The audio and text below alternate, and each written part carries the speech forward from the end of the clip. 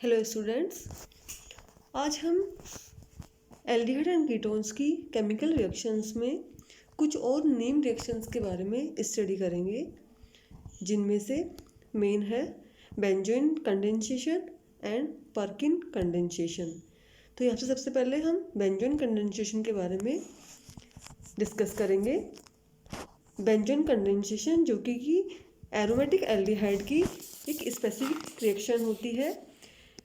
यहाँ पे aromatic aldehyde की जब पोटेशियम साइनाइड के एल्कोहलिक सॉल्यूशन के साथ में जब इनको गर्म करते हैं तो उस स्थिति में एरोमेटिक एल्डिहाइड्स के दो मॉलिक्यूल कंडेंस्ड होके अल्फा हाइड्रोक्सी कीटोन का फॉर्मेशन करते हैं।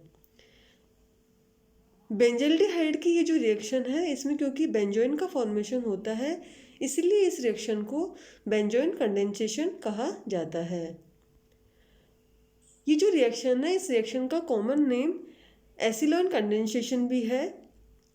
और यहाँ पे इस रिएक्शन में जो बेंजोइन बनता है, यदि उसका ऑक्सीडेशन करवाया जाता है तो लास्ट में फाइनल प्रोडक्ट के रूप में बेंजिल का फॉर्मेशन होता है। यहाँ पे देखिए, बेंजोइन कंडेंसेशन में बेंजोइन के दो मॉलिक्यूल्स लिए गए हैं और बेस की प्रेजेंस में ये रिएक्शन करवाई गई है, तो बेंजोइन का फॉर्मेशन हो रहा है, जो कि आगे ऑक्सीडेशन पर बेंजिल फाइनल प्रोडक्ट के रूप में यहाँ पे दे रहा है। ये जो रिएक्शन है बेंजोइन कंडेंसेशन, यदि इसके हम मैकेनिज्म देखें तो इसके मैकेनिज्म में सबसे पहले ये जो पोटेशियम साइनाइड है, ये अल्कोहल की प्रेजेंस में आयोनाइजेशन होता है इसका, और साइनाइड आयन का फॉर्मेशन होता है।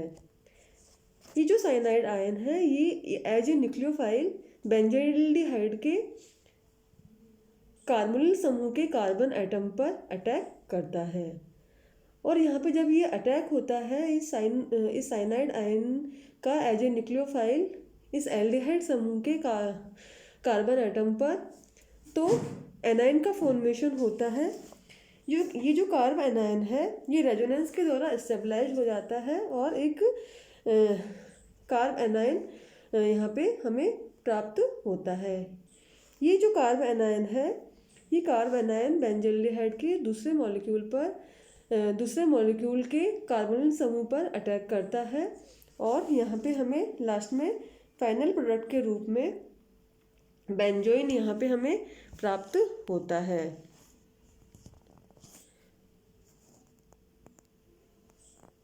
तो इस तरह से ये जो बेंजोइन कंडेंसेशन है, ये साइनाइड आयन यहाँ पे एज ए बेस के रूप में यहाँ पे काम कर रहा है। तो साइनाइड आयन के एज ए बेस के रूप में यहाँ काम करने के तीन रीजन्स है, क्योंकि साइनाइड आयन यहाँ पर as a nucleophile carbonyl carbon atom पर अटैक करने के लिए कैपेबल होता है। दूसरी स्थिति है कि यहाँ पे जो कार्ब एनायन बनता है इस साइनाइड आयन के अटैक के थ्रू वो रेजोनेंस के द्वारा इजीली स्टेबलाइज हो जाता है। और तीसरा रीजन ये है कि ये जो साइनाइड आयन शुरू में जो अटैक कर रहा है बेंजल्डिहाइड के एक मॉलिक्यूल पर, ये लास्ट में हमें इजीली ये रिलीज हो जाता है। तो इस तरह से यहाँ पे साइनाइड आयन इस रिएक्शन में एज ए न्यूक्लियोफाइल बेस के रूप में काम करता है।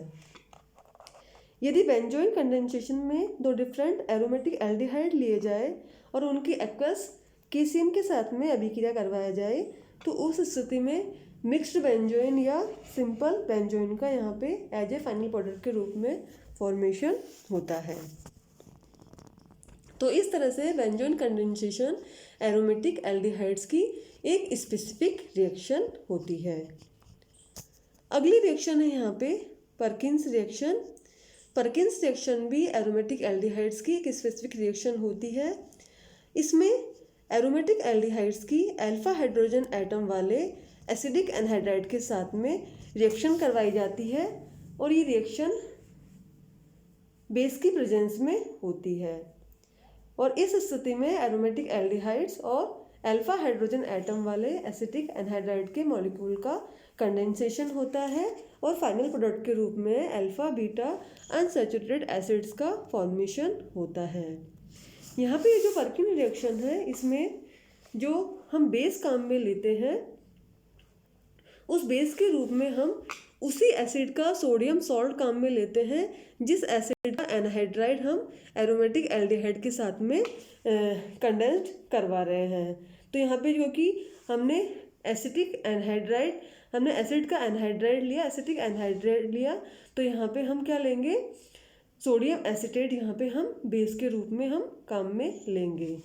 तो बेंजल्डिहाइड की जब सोडियम एसिटेट की प्रेजेंस में एसिटिक एनहाइड्राइड के साथ में रिएक्शन करवाई जाती है तो फाइनल प्रोडक्ट के रूप में सिनेमिक एसिड का यहाँ पे फॉर्मेशन होता है और ये रिएक्शन पर्किन रिएक्शन कहलाती है। इस रिएक्शन के हम मैकेनिज्म देखें तो सबसे पहले यहाँ पे जो एसिड का सोडियम साल्ट है, इस सोडियम साल्ट का आयनाइजेशन होता है और एसिटेट आयन का फॉर्मेशन होता है। यहाँ पे देखिए सोडियम एसिटेट लिया गया है जिसका आयनाइजेशन हो रहा है और एसिटेट आयन का फॉर्मेशन हो रहा है। यहाँ पे जो एसिटेट आयन है ये एसिटिक एनहाइड्राइड के मॉलिक्यूल से रिएक्ट करेगा। तो यहाँ पे इस रिएक्शन में एक तरह से एसिटिक एनहाइड्राइड और सोडियम एसिटेट के बीच में रिएक्शन होगी और उसी से इसकी मैकेनिज्म स्टार्ट होगी। ये एसिटेट आयन एसिटिक एनहाइड्राइड से रिएक्शन करके कार्ब एनायन का फॉर्मेशन यहाँ पे कर देगा। ये जो कार्ब एनायन बनेगा, ये carbanion as a nucleophile benzaldehyde के एल्डिहाइड समूह के कार्बन एटम पर अटैक करेगा। ठीक है, और इससे क्या होगा, एक और एनायन का फॉर्मेशन होगा। ये जो एनायन है ये H2 के मॉलिक्यूल से एक प्रोटॉन लेगा और यहाँ पे एक इंटरमीडिएट का फॉर्मेशन करेगा। ये जो इंटरमीडिएट बन रहा है, इस इंटरमीडिएट से H2 का एक मॉलिक्यूल यहाँ पे अल्फा और बीटा पोजीशन से रिलीज होगा और यहाँ पे इसका एक तरह से डिहाइड्रेशन होके अल्फा और बीटा पोजीशन पर इस तरह से डबल बॉन्ड का फॉर्मेशन होगा इस तरह से। और इसका और वापस से इसका जब H2 के मॉलिक्यूल के साथ में रिएक्शन करवाएंगे तो सिनेमिक एसिड का एक मॉलिक्यूल बनेगा, साथ में एसिटिक एसिड का एक मॉलिक्यूल साइड प्रोडक्ट के रूप में हमें यहाँ पे प्राप्त हो जाएगा। तो इस तरह से जब बेंजल्डिहाइड की एसिटिक एनहाइड्राइड के साथ में सोडियम एसिटेट के साथ में अभिक्रिया करवा रहे हैं तो उस स्थिति में सिनेमिक एसिड का फॉर्मेशन होगा।